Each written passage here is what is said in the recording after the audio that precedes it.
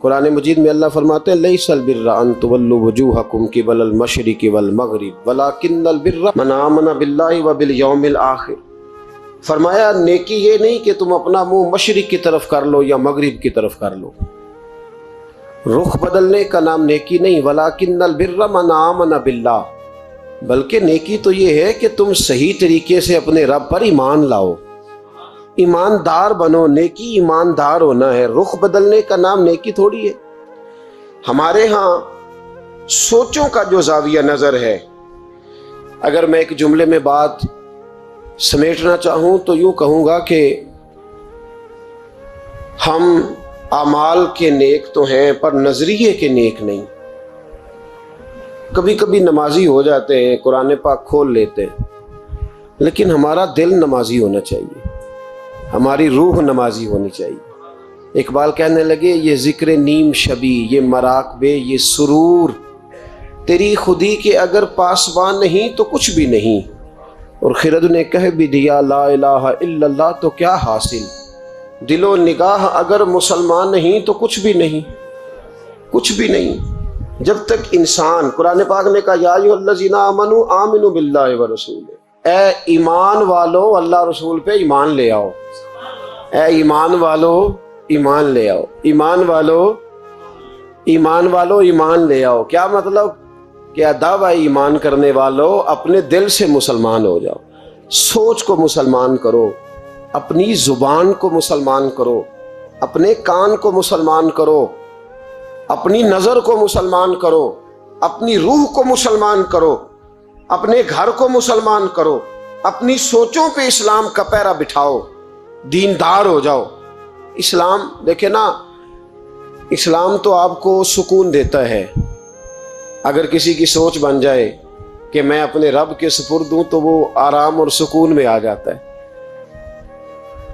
24 سال کی بیٹی کا اگر 4 سال کا بیٹا انتقال کر گیا، کسی نے جا کے کہا کہ بڑا ہی افسوس ہوا ہے تیرے بچے کا، تو ایمان نے اسے کتنا مضبوط کر دیا ہے۔ وہ کہتی ہے نہیں، اللہ کی فصل ہے، پکی کاٹ لے تب بھی ٹھیک ہے، کچی کاٹ لے تب بھی ٹھیک ہے۔ اب یہ جو نظریہ ہے اس نے اسے جوان کر دیا ہے، مضبوط کر دیا ہے، توانا کر دیا۔ اس نے اس کے اندر ایک تبدیلی، اسلام سوچ کی تبدیلی کا نام ہے۔ اگر نظر بھی میلی رہے، زبان بھی گالی سے غیبت سے بھرپور رہے، دلوں میں حسد رہے، کینہ رہے، عداوت رہے، تو پھر من کے میلے اگر تن اجلا کر بھی لیں تو لوگوں کی نظر میں تو شاید وہ بن سنور جائیں، لیکن میرے نبی پاک نے فرمایا رب تو جب بھی دیکھتا ہے تیرا دل ہی دیکھتا ہے۔ ہم اپنے بوسیدہ جسموں پر رنگین کپڑے پہن کے نا، مرے ہوئے من کا تن اجالا کر کے لوگوں کے سامنے آتے ہیں، دیکھ لو میں کتنا نیک پرہیزگار ہوں۔ او بھائی، نیکی اور پرہیزگاری کا تعلق دنیا داروں کے ساتھ نہیں ہے، نیکی اور پرہیزگاری کا تعلق اللہ رسول کے ساتھ۔ تو بتا تیرا رب رسول کے ساتھ وہ رشتہ کتنا مضبوط ہے۔ حضرت بایزید بستامی رحمۃ اللہ علیہ کا زمانہ مبارکہ تھا، تو ایک یہودی اور مسلمان کا دوستانہ تھا۔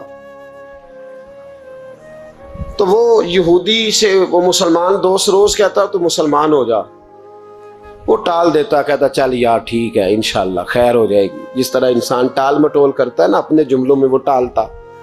وہ کہتا نہیں یار تو مسلمان ہو جا، تو میرے دین میں آ جا، میرا دوستانہ بھی ہے، پیار بھی ہے، تعلق بھی ہے، میں چاہتا ہوں مذہب بھی ایک ہو جائے، عقیدہ اور نظریہ بھی، تو مسلمان ہو جا۔ جب اس نے کئی دنوں اصرار کیا اور بات کو نہ چھوڑا تو یہودی بول پڑا، کہنے لگا یار میں نے 2 اسلام دیکھے ہیں، بتا کون سا اختیار کروں؟ 2 اسلام دیکھے ہیں، کہا 2 اسلام کون سے؟ کہنے لگا ایک اسلام وہ ہے جس پہ تو عمل کرتا ہے، اور ایک اسلام وہ ہے جس پہ حضرت بایزید بستامی عمل کرتے ہیں۔ میں نے 2 اسلام دیکھے، ایک میں نے تجھے دیکھا ہے کہ میں شراب پیتا ہوں تو معاذ اللہ تو بھی میرے ساتھ پیتا ہے، حالانکہ تو مسلمان ہے۔ اگر میں جوا کھانے جاتا ہوں تو تو بھی میرے ساتھ جاتا ہے، حالانکہ تو مسلمان ہے۔ اگر میں جھوٹ بول رہا ہوتا ہوں تو تو 10 مجھ سے بڑھ کے بولتا ہے، حالانکہ تو مسلمان ہے۔ اگر میں چوک میں کھڑے ہو کر معاذ اللہ بہن بیٹی بہو پہ گندی نظر ڈال رہا ہوتا ہوں تو بھی ڈال رہا ہوتا ہے، حالانکہ تیرا دعویٰ ہے کہ تو مسلمان ہے۔ ہم دونوں پارٹنر ہیں، بزنس کرتے، جہاں سے حرام کمائی میں کھاتا ہوں تو بھی وہیں سے کھاتا ہے، حالانکہ تو مسلمان ہے۔ کہنے لگا ایک اسلام تیرا ہے اور ایک اسلام حضرت بایزید بستامی کا ہے، اس کی میں نے نظر کو بھی پاک دیکھا ہے، جسم کو بھی پاک دیکھا ہے، روح کو بھی پاک دیکھا ہے۔ مسلمان جائیں تو ان کو بھی اس کے پاس سکون ملتا ہے، بے ایمان چلے جائیں تو اللہ دولت ایمان عطا فرما دیتا ہے۔ ایک اسلام تیرا ہے، ایک اسلام حضرت بایزید کا ہے، تو بتا کون سا دین قبول کروں؟ اگر تو تیرے والا اسلام ہے تو پھر تو اس میں کوئی مسئلہ نہیں، کلمہ ہی ایک پڑھنا ہے، لا الہ الا اللہ محمد رسول اللہ صلی اللہ علیہ وسلم، باقی تو سارے کام وہی ہیں، یہودیوں والے، عیسائیوں والے، کافروں والے، تو ٹھیک ہے پڑھا دے، پڑھ لیتا ہوں، ایک کلمے کا ہی فرق ہے۔ اور اگر اسلام وہ ہے جو حضرت بایزید کا ہے تو پھر تو نہ میرے ساتھ گفتگو کر، پھر حضرت بایزید کو کہہ مجھے آ کے کہیں، اس لیے کہ اگر اسلام وہ ہے جس کی حضرت بایزید جس پر عمل کرتے ہیں تو میں کل بھی کلمہ پڑھنے کو تیار ہوں، میں آج بھی کلمہ پڑھنے کو تیار۔ مسئلہ یہ بن گیا ہے کہ ہم بڑے تگڑے مسلمان ہیں، تگڑے، لیکن حال یہ ہے کہ رمضان میں جب سموسے بکتے ہیں نا، جو رمضان میں بھی سموسے بکتے ہیں، جس نے روزے رکھا ہوا ہے دکاندار نے، وہ بھی گندے تیل میں سموسے نکال رہا ہے، گندے تیل۔ رمضان المبارک میں بھی جو پکوڑے بیچ رہا ہے نا، تو اس نے وہ والا بیسن خریدا ہے جو سب سے سستا ملتا ہے۔ اے مسلمان، یہ نہیں سب اس کو کوئی بندہ کہہ دے تو مسلمان نہیں، تو گریبان سے پکڑ لے گا، گرا لے گا۔ جو چوک میں کھڑا ہے نا، چوک میں بچیوں کے اسکول سے چھٹی ہوئی ہے، کالج سے چھٹی ہوئی ہے، تو جو چوک میں کھڑا ہے، اگر آپ اسے بے ایمان کہیں گے تو وہ آپ کو لٹا کے ڈنڈوں سے مارے گا، حالانکہ کھڑا چوک میں ہے، تاڑ رہا ہے مسلمانوں کی بہو بیٹی کو، پر آپ بات کریں وہ کہے گا سب سے بڑا مسلمان میں ہوں، تو کیا ہوتا ہے؟ ہمارے حکمران کہتے ہیں مولانا آپ ہم پہ فتویٰ دیتے ہیں، ایک بولتا ہے کہتا ہے میرے گھر میں تو خانہ کعبے کا غلاف پڑا ہوا ہے، ایک کہتا ہے میرے پاس تو مسجد نبوی شریف میں جو صفائی ہوئی تو وہاں سے انہوں نے جو ریاض الجنہ کا قلین اٹھایا وہ میرے پاس پڑا ہے۔ ایک پاکستان کا صدر ایسا بھی گزرا ہے، کہتا ہے مجھ سے زیادہ نیک کون ہوگا، میں تو 6 دفعہ کعبے کے اندر گیا ہوں، یہ اعلان کرتے ہیں۔ او خدا کے بندے، کعبے کا غلاف پاس ہونا اگر ایمان کی علامت ہوتی تو کعبہ تو سارے کا سارا ابو جال کے پاس تھا۔ اگر مسجد نبوی کا قلین پاس ہونا علامت ایمان ہے تو عبداللہ بن ابی سلول جو منافقوں کا سردار تھا، وہ تو 5 نمازیں نبی پاک کے پیچھے پڑھتا تھا، تو رہتا ہی ریاض الجنہ میں تھا۔ اور اگر خانہ کعبہ کے اندر جانا ایمان کی علامت ہے تو 360 بت تو بڑا زمانہ رہے ہی اندر ہیں، باہر آئے ہی نہیں۔ تو کس قسم کا فلسفہ ہے ہمارا؟ ہم کس قسم کا انداز رکھتے ہیں؟ بھائی اسلام یہ ہے کہ تیرے اندر تبدیلی آئے، اسلام یہ ہے کہ تو کسی کو حقیر نہ جانے، اسلام یہ ہے کہ پھر صہیب اور بلال اور عمر ایک صف میں کھڑے نظر آئیں، اسلام یہ ہے کہ حضرت سیدنا ربیعہ بن کعب رضی اللہ تعالیٰ عنہ، کالا رنگ، موٹے ہونٹ، چپٹی ناک، حضرت ربیعہ بن کعب رضی اللہ تعالیٰ عنہ، بڑا خاندان نہیں، بڑی برادری نہیں، پڑھے لکھے نہیں، لیکن پھر اسلام اس کا نام ہے کہ نبی پاک کی وہ غلامی کریں، اور حضور ان سے کہہ دیں کہ جاؤ فلانے سردار سے کہہ دو جا کے کہ میں تیری بیٹی کا نکاح اپنے اس کالے رنگ کے غلام سے کرنا چاہتا ہوں، تو وہ غلام جا کے پیغام دے تو باپ اور ماں تو مہلت مانگے سوچنے کی اور کہیں شام کو بتائیں گے، اور بیٹی بول کے کہے نہیں یہ کفر کا دور نہیں، یہ اسلام کا دور ہے، سوچیں بدل گئی ہیں، کوئی چھوٹا نہیں، کوئی بڑا نہیں، کوئی چودھری نہیں، کوئی کمی نہیں، سارے ایک ہیں۔ اور بیٹی بول کے کہے ابا جی میری فکر نہ کرو، اگر نبی پاک نے کالے رنگ کے حبشی غلام کا رشتہ بھیجا ہے تو آپ مجھ پر زیادہ مہربان نہیں، میرا رسول مجھ پر زیادہ مہربان ہے۔ انبیاء کرام علیہم السلام کو اللہ تعالیٰ نے بڑی ہی عظمتیں عطا فرمائی۔ ان ہستیوں میں جد الانبیاء، ابو الانبیاء حضرت سیدنا ابراہیم خلیل اللہ علیہ السلام، اللہ تعالیٰ نے بڑی شانوں سے نوازا، بڑی عظمتوں سے نوازا، بڑی بزرگیاں عطا فرمائی۔ قرآن پاک میں جگہ جگہ اللہ تعالیٰ نے حضرت ابراہیم علیہ السلام کا ذکر فرمایا ہے۔ اللہ تعالیٰ کے وہ کتنے پاک پیغمبر ہیں اور کتنے وہ اللہ کے محبوب ہیں، کتنی ان کی اللہ کی بارگاہ میں قدر ہے کہ اللہ تبارک و تعالیٰ نے ان کی زندگی کی بہت ساری چیزوں کو، ان کی بہت ساری باتوں کو قرآن حکیم کی زینت بنایا۔ ہمارے ہاں بہت سارے لوگ بلندیوں پر پہنچنا چاہتے ہیں، قیادت کرنا چاہتے ہیں، لوگوں کی رہنمائی کرنے کا ارادہ رکھتے ہیں، لیکن وہ کہتے ہیں کہ ہمیں نا راستہ بالکل ہموار ملے اور بڑی جلدی سے ہم منزل تک پہنچ جائیں۔ حضرت ابراہیم علیہ السلام کی مثال دے کے میرے رب کریم نے قرآن مجید کے پہلے سپارے میں ہمیں سمجھایا، فرمایا بلندیاں، عظمتیں، امامت، درجات، قیادت، رہنمائی، مقتدا ہونا، اس کے لیے کچھ آزمائشوں سے بھی گزرنا ہوتا ہے، کچھ پک ڈنڈیوں سے بھی تمہارا گزر ہوتا ہے، کچھ راستے ترچھے ٹیڑھے بھی ہوتے ہیں۔ ان سب سے ہو کر کے آؤ گے تو پھر اللہ تبارک و تعالیٰ تمہیں وہ عظمتیں عطا کرے گا۔ قرآن مجید پہلا سپارہ سورہ بقرہ کی آیت نمبر 124 میں اللہ کریم نے فرمایا، بڑے بڑے سخت لوگ امتحان لینے والے ہوتے ہیں، اور ان امتحانات سے گزرنے والے لوگ کہتے ہیں کہ یہ جو شخص ہمیں ملا تھا یہ بڑا سخت تھا۔ اس شخص کی تو شان دیکھیں نا، اس کا بھی تو مقام دیکھیں جس کا امتحان خود رب کریم نے لیا۔ اور فرمایا وَإِذِ ابْتَلَىٰ إِبْرَاهِيمَ رَبُّهُ بِكَلِمَاتٍ فَأَتَمَّهُنَّ، فرمایا آزمایا تمہارے رب نے ابراہیم علیہ السلام کو کچھ باتوں سے، اللہ نے آزمایا، فَأَتَمَّهُنَّ، وہ اپنے رب کی آزمائش پر پورے اترے۔ اللہ نے آزمایا، کس طرح آزمایا؟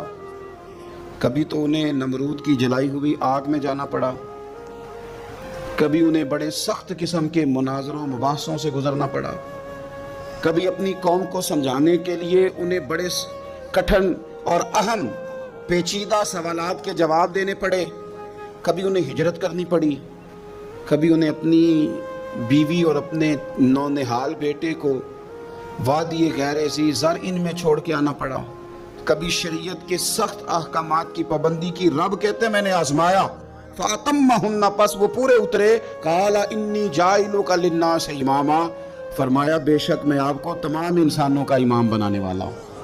اب اللہ تعالیٰ نے ان کے لیے امامت کو رکھا، آپ کو تمام انسانوں کا امام بنانے والا ہوں۔ بڑی پیاری ہوتی ہے اولاد، بڑا شوق رکھتا ہے انسان اپنی اولاد کی ترقیوں کا۔ رب کریم نے فرمایا ابراہیم آپ کو امام بنانا چاہتا ہوں، قال ومن ذریتی، کہا یا اللہ میری اولاد میں سے بھی۔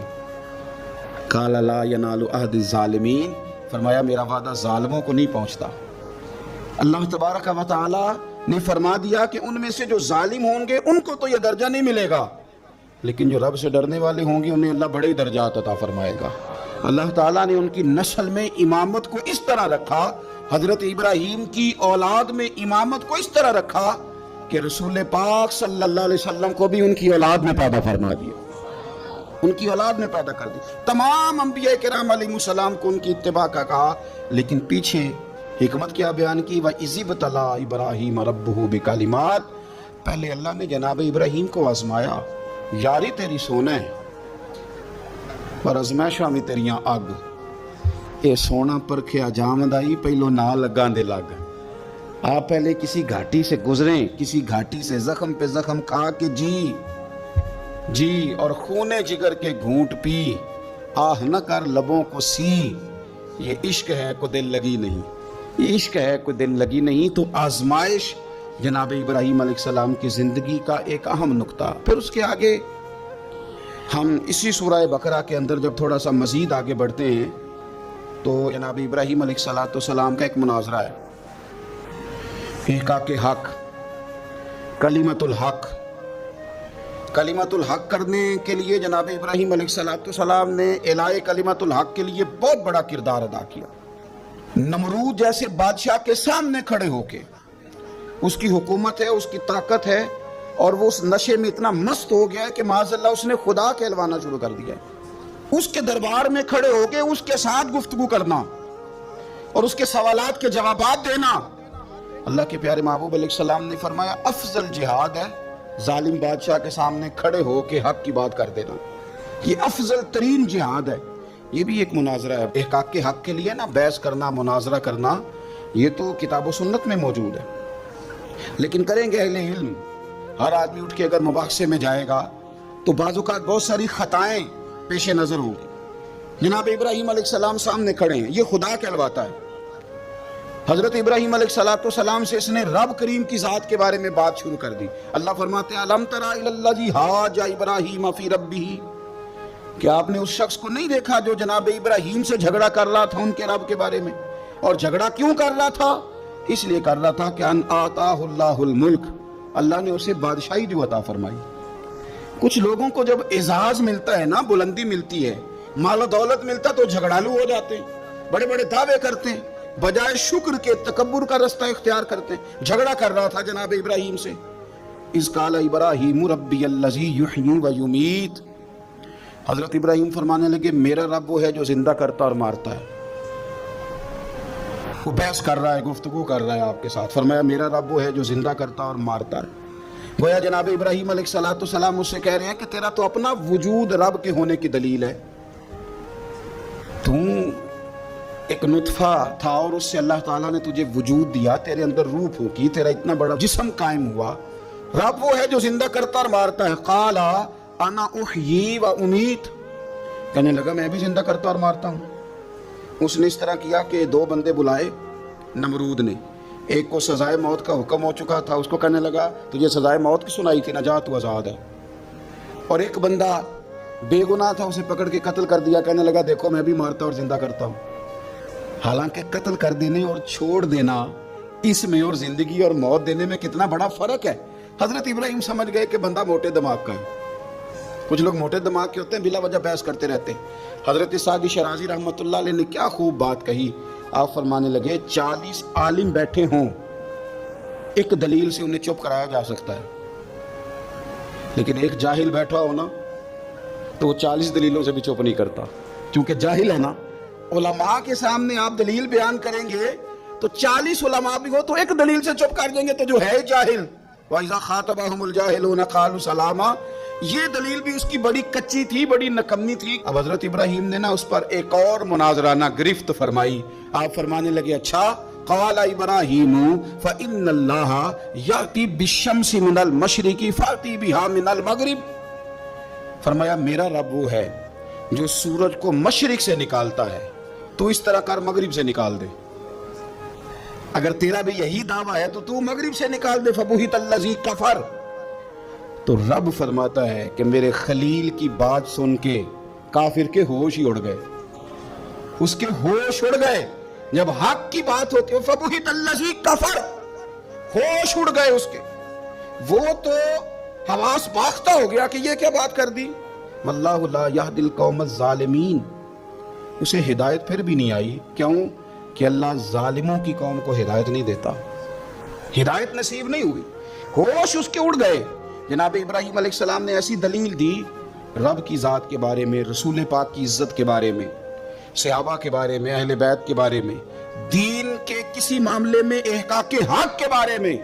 ہمیں یہ پیغام دیا گیا کہ جگہ کوئی بھی ہو، مقام کوئی بھی ہو، وقت کوئی بھی ہو، جب تم نے دین کی بات کرنی ہے تو پھر تم نے نا ذرا تگڑے ہو کے کرنی ہے، پھر تم نے مضبوط ہو کے کرنی ہے، دلیل کے میدان میں تو تم نے آگے بڑھنا ہے۔ جناب ابراہیم علیہ السلام کا اس موقع پر جب آپ کے ساتھ بظاہر کوئی غلاموں کی فوجیں نہیں، امتیوں کی لمبی چوڑی قطاریں نہیں، وہاں بھی کھڑے ہو کے آپ نے فرمایا کہ تو جو دعوے کر رہا ہے تو جھوٹے کر رہا ہے، کائنات میں ایک ہی رب ہے جو سچا رب ہے، ایک ہی کائنات کا مالک ہے جو سچا ہے، ایک ہی رازق ہے جو سچا ہے، اس کے سوا کوئی عبادت کے لائق نہیں، وہی ہے جو اس قابل ہے کہ اسے چاہا بھی جائے، اسے سجدہ بھی کیے جائے، اس کی بارگاہ میں جھکا بھی جائے، اسے معبود بھی جانا جائے، اسے رازق بھی مانا جائے، اس سے پیار بھی کیا جائے، اسی کے لیے جیا جائے، اسی کے لیے انسان دنیا سے جائے۔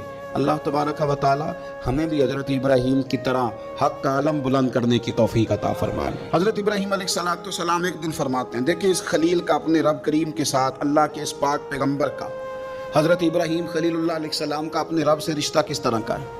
وَإِذْ قَالَ إِبْرَاهِيمُ رَبِّي أَرِنِي كَيْفَ تُحْيِي الْمَوْتَى، حضرت ابراہیم اپنے رب کریم کی بارگاہ میں عرض کرتے ہیں مالک مجھے دکھا تو مردے کیسے زندہ کرے گا، کیفا، وہ کیفیت دکھا، وہ انداز کیا ہوگا۔ اللہ اکبر۔ قال اولم تؤمن، تو اللہ نے فرمایا کہ آپ کا یقین نہیں، آپ ایمان نہیں رکھتے۔ قال بلا ولکن لیطمئن قلبی، کہا مالک ایمان تو ہے پر میں اطمینان قلبی کے لیے پوچھ رہا ہوں، تاکہ میرے دل کو قرار ہو جائے، میں وہ کیفیت دیکھ لوں، وہ کیفیت